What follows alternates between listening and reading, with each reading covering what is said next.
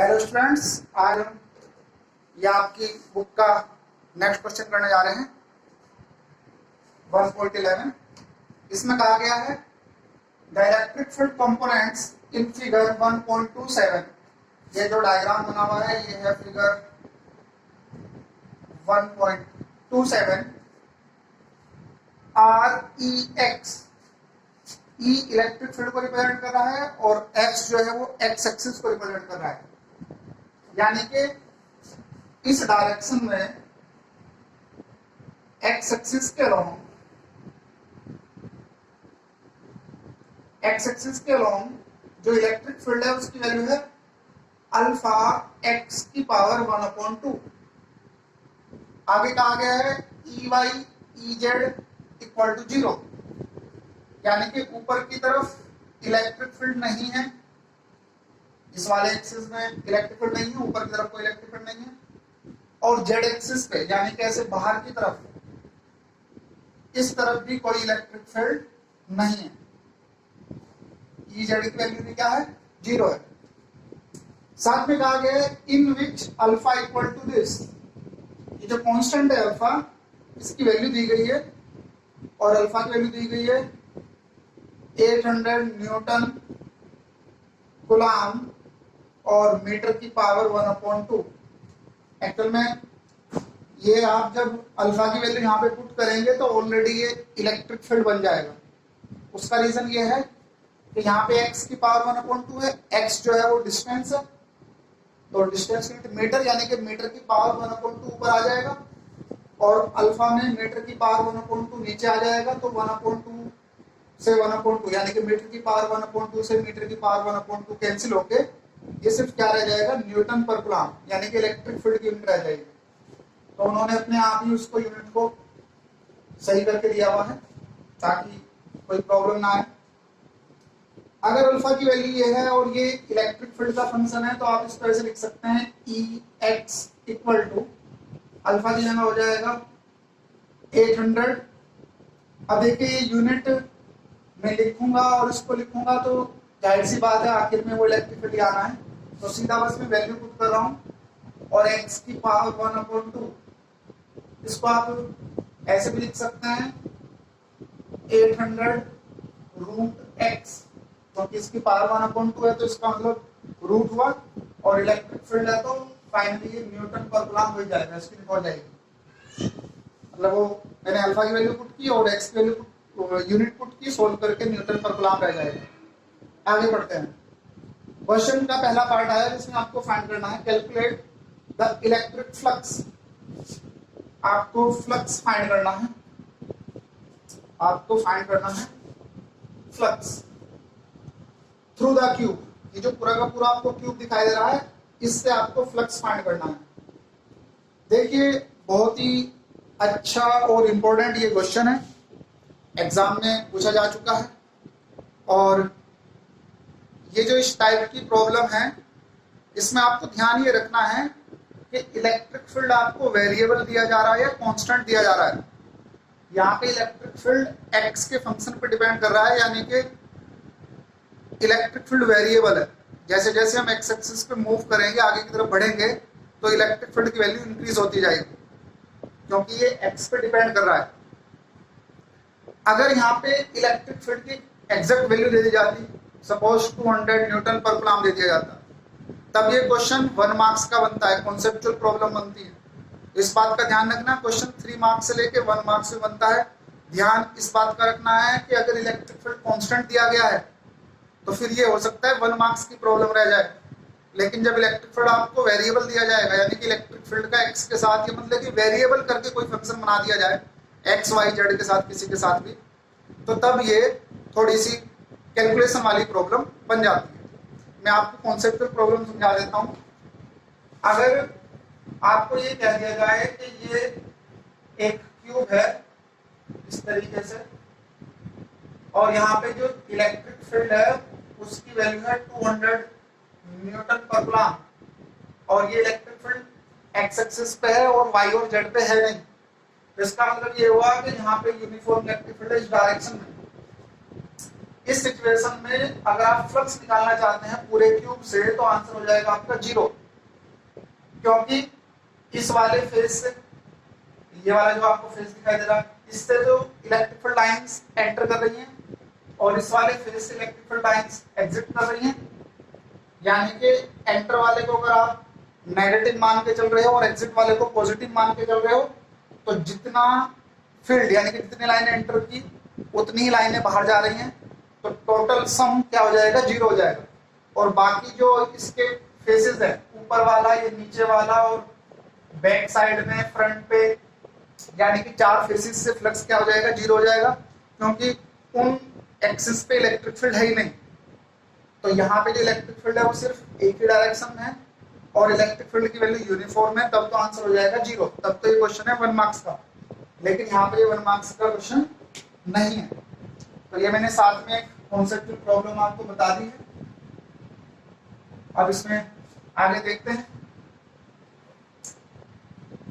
हमें फ्लक्स निकालना है, तो फ्लक्स निकालने के लिए देखिए डायग्राम में यहाँ पे ये जो n कैप r लिखा है, इस बात का मतलब है ये वाला जो फेस आपको दिखाई दे रहा है डॉटेड वाला, ये इसका एरिया वेक्टर है, मतलब कि यूनिट वेक्टर है। r का मतलब राइट साइड में, इसका ये यूनिट वेक्टर है इस वाले फेस का, और इस वाले फेस का यूनिट वेक्टर इस डायरेक्शन में, तो n के नीचे n लिखा हुआ है, यानी कि unit vector in left side, unit vector in right side.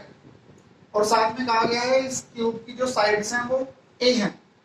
यहाँ पे थोड़ी सी आपकी एनसीईआरटी की बुक में प्रिंटिंग मिस्टेक कह लो या समझने में हो सकता है आपको प्रॉब्लम है, प्रिंटिंग मिस्टेक नहीं कह के चल रहा। यहाँ पे उन्होंने ए लिखा है, एक्चुअल में ये ए का मतलब है इस ओरिजिन से लेके और ये जो पहला फेस है यहाँ तक ये डिस्टेंस, यानी कि जो क्यूब आपका स्टार्ट हुआ है ये ओरिजिन से ए डिस्टेंस के बाद स्टार्ट हुआ है।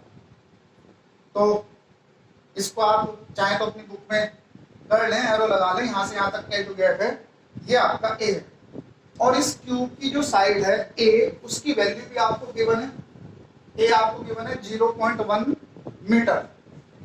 अब आपको यहाँ पे करना क्या है, आप ऐसा मान लें कि इस वाले फेस से जो फ्लक्स है वो φ1 है और इस वाले फेस से जो फ्लक्स है ये φ2 है।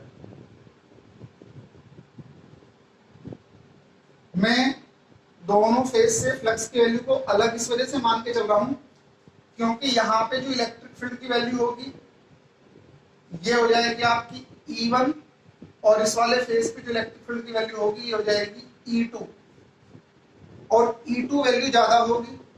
E2 वैल्यू ज्यादा क्यों होगी, क्योंकि E2 जब आप फाइंड करेंगे अल्फा तो आपका सेम बना रहेगा और x की वैल्यू जो हो जाएगी a प्लस a, यानी कि यहाँ पे आ जाएगा 2a। और E1 के लिए जब आप यहाँ पे इलेक्ट्रिक फील्ड निकालना चाहेंगे, ये x पे डिपेंड है इलेक्ट्रिक फील्ड, और फिलहाल इस वाले फेस के लिए जो x डिस्टेंस है वो a के इक्वल है, ये वाला जो फेस आपको दिखाई दे रहा है। तो यहाँ पे x की जगह आप a की वैल्यू पुट कर देंगे, यानी कि 0.1। तो E1 की जो वैल्यू हो जाएगी ये तो हो जाएगी 800 और रूट के अंदर x1 को मैं मान कहते चल रहा हूं a, क्योंकि इस वाले फेस की डिस्टेंस यानी कि 0.1 मीटर, 0.1, और ये इलेक्ट्रिक फील्ड न्यूटन पर गुलाम हो जाएगा। फिर जब आप E2 निकालेंगे तो E2 को निकालने के लिए आप 800 और रूट के अंदर x2, यानी कि इस वाले फेस की पोजीशन आपको निकालनी है, डिस्टेंस निकालनी है x2, और x2 की वैल्यू जो हो जाएगी a और इसकी साइड a, यानी कि a प्लस a, तो ये कितना हो जाएगा 2a, 2 इंटू 0.1, यानी कि ये वैल्यू हो जाएगी 800 और रूट के अंदर 0.2, यूनिट यहाँ पे लिखी हुई है, आप समझ रहे हैं। तो मैं आपसे कह के चल रहा हूं कि जब आप φ1 निकालेंगे, अब φ1 में इलेक्ट्रिक फील्ड वेक्टर तो इस डायरेक्शन में पॉजिटिव एक्सिस की तरफ है, तो यहाँ पे इन्होंने कहा है ना Ex, यानी कि एक्स एक्सिस के लॉन्ग, पॉजिटिव एक्सिस की तरफ लॉन्ग आप इस वैल्यू को मान के चलेंगे। और तो इलेक्ट्रिक फील्ड तो आपका इस डायरेक्शन में है, जबकि यूनिट वेक्टर इस डायरेक्शन में है। तो जब आप फ्लक्स निकालेंगे तो यहाँ पे आप E1 डॉट एरिया करेंगे, तो उस सिचुएशन में इस एरिया का जो यूनिट वेक्टर है वो इलेक्ट्रिक फील्ड के अपोजिट है। तो यहाँ पे बीच में एंगल बन जाएगा यानी कि E1। और साथ ही साथ अगर आप एरिया निकालना चाहें इस वाले फेस का, तो एरिया जो हो जाएगा साइड का स्क्वायर हो जाएगा, और साइड की जो वैल्यू है वो 0.1 है। तो फिलहाल चलिए इस पैसे लिख लेते हैं, E1 और साथ में हो जाएगा a स्क्वायर, और इनके बीच में एंगल हो जाएगा 180 डिग्री, और cos 180 की वैल्यू -1 होती है। तो φ1 तो हो गया minus a square into E1। और φ2 निकालने के लिए φ2 में आप ये कहेंगे कि ये हो जाएगा एरिया वेक्टर इधर हो जाएगा और इलेक्ट्रिक फील्ड इधर है, दोनों के बीच में एंगल आपका 0 हो जाएगा। तो ये हो जाएगा E2 vector dot a vector.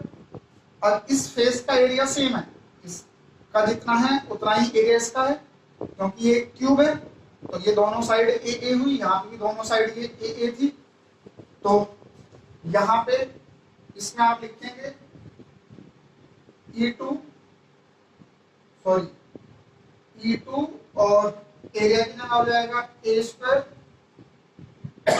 cos 0 degree, और cos 0 डिग्री की जो वैल्यू हो जाएगी ये हो जाएगी 1। तो φ2 की वैल्यू हो जाएगी E2 और a स्क्वायर। टोटल फ्लक्स निकालने के लिए अब देखिए यहाँ पे y एक्सिस के अलोंग इलेक्ट्रिक फील्ड नहीं है, तो y एक्सिस के अलोंग तो कोई फ्लक्स नहीं है, यानी कि ऊपर वाले फेस से और नीचे वाले फेस से कोई फ्लक्स नहीं है। z के अलोंग भी इलेक्ट्रिक फील्ड 0 है। तो ये जो फ्रंट में फेस दिखाई दे रहा है और जो बैक साइड में फेस दिखाई दे रहा है, उनसे भी फ्लक्स क्या हो जाएगा 0 हो जाएगा। सिर्फ इन दो फेस से, एक तो ये वाला फेस और एक ये वाला फेस, इनसे फ्लक्स है, जिसमें इस वाले फेस से जो फ्लक्स है वो पॉजिटिव है, क्योंकि इलेक्ट्रिक फील्ड और एरिया वेक्टर दोनों ही डायरेक्शन में है। जबकि इस वाले फेस का जो यूनिट वेक्टर है वो इस डायरेक्शन में है, तो एरिया वेक्टर उधर हुआ, इलेक्ट्रिक फील्ड इधर हुआ। तो मैंने φ1 को जो है वो नेगेटिव लिख दिया है। तो हम जो नेट फ्लक्स निकालना चाह रहे हैं, तो इसमें y और z का तो 0 हो चुका है, सिर्फ x एक्सिस का बचा है। और x एक्सिस पे जो वैल्यू है उसमें φ2 तो आपका पॉजिटिव है, और जो आपका φ1 है, या आप तो ये कह लीजिए कि हमें तो ऐड करना है, हमें तो दोनों फ्लक्स को ऐड करना है, φ1 प्लस φ2 करना है। लेकिन यहाँ पे जो φ1 की वैल्यू है ये -a स्क्वायर इंटू E1 है, और जो φ2 की वैल्यू है ये plus a square into E2 है। तो इसमें φ इक्वल टू a स्क्वायर तो आपका बाहर कॉमन हो जाएगा, और E2 को पहले लिख लेता हूँ पॉजिटिव को, और -E1 को बाद में लिख लेता हूँ। और E2 की वैल्यू ये है और E1 की वैल्यू आपकी ये है। इनको पुट करूंगा, φ की वैल्यू निकालूंगा, यहाँ पे एक वैल्यू पुट कर देता हूँ 0.1 का स्क्वायर। और जो E2 की आप वैल्यू पुट करेंगे, इसमें 800 है, इसमें 800 है, तो मैं दोनों में से 800 को बाहर कॉमन ले लेता हूँ। और फिर यहाँ पे E2 आपका क्योंकि पॉजिटिव है, तो ये रूट के अंदर 0.2 वैल्यू आ जाएगी, और माइनस के रूट के अंदर 0.1 वैल्यू आ जाएगी। अब आपको इस वैल्यू को सॉल्व करना है। सॉल्व करके देखते हैं वैल्यू क्या आ रही है। मैं सीधा सॉल्व करके वैल्यू बता देता हूँ आपको क्या आ रही है। आप चाहें तो कैलकुलेटर से इसको सॉल्व करके देख सकते हैं। और ये वैल्यू सॉल्व करने के बाद आ रही है 1.05, और इलेक्ट्रिक फ्लक्स की यूनिट तो आप जानते ही हैं। तो ये सॉल्व करने के बाद आया 1.05, और फ्लक्स जो होता है इलेक्ट्रिक फील्ड इनटू एरिया होता है। इलेक्ट्रिक फील्ड न्यूटन पर कूलम और एरिया मीटर स्क्वायर, तो न्यूटन मीटर स्क्वायर पर कूलम, ये आपका फ्लक्स बन जाएगा। क्या आपको ये क्वेश्चन का ए पार्ट समझ में आया? आप क्वेश्चन का ए पार्ट नोट कर लीजिए। अब हम क्वेश्चन का बी पार्ट करने जा रहे हैं। मैं इसको रब करता हूं, तब तक आप इसको नोट करें। तो अब देखिए आपका ए पार्ट का ये आंसर आ चुका है, यानी कि टोटल फ्लक्स, आप इसको नेट फ्लक्स कह लीजिए, ये आपका ए पार्ट से सोल्व होके आ चुका है। अब क्वेश्चन के बी पार्ट को पढ़ते हैं।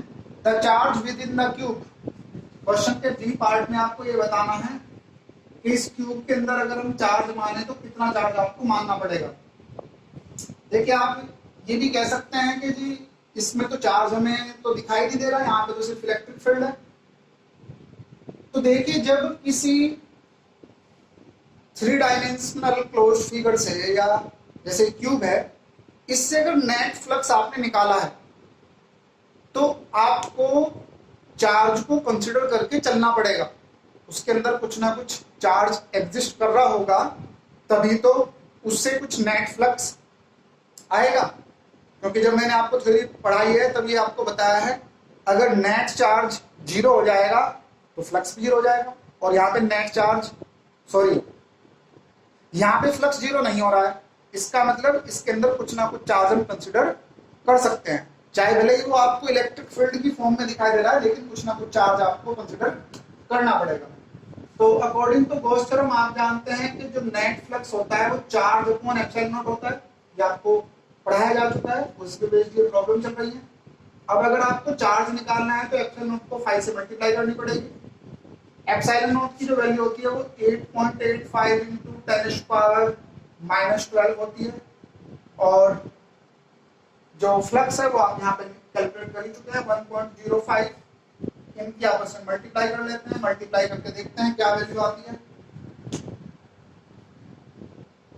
ये आया 9.27 इंटू 10⁻⁻12, 9.27 इंटू 10⁻⁻12 कूलम। तो आप इतना इसमें चार्ज कंसिडर कर सकते हैं। ये आपका एग्जाम्पल हुआ 1.11, बहुत इंपॉर्टेंट ये एग्जाम्पल है, इसको आप नोट कर लें। नेक्स्ट क्वेश्चन देखेंगे।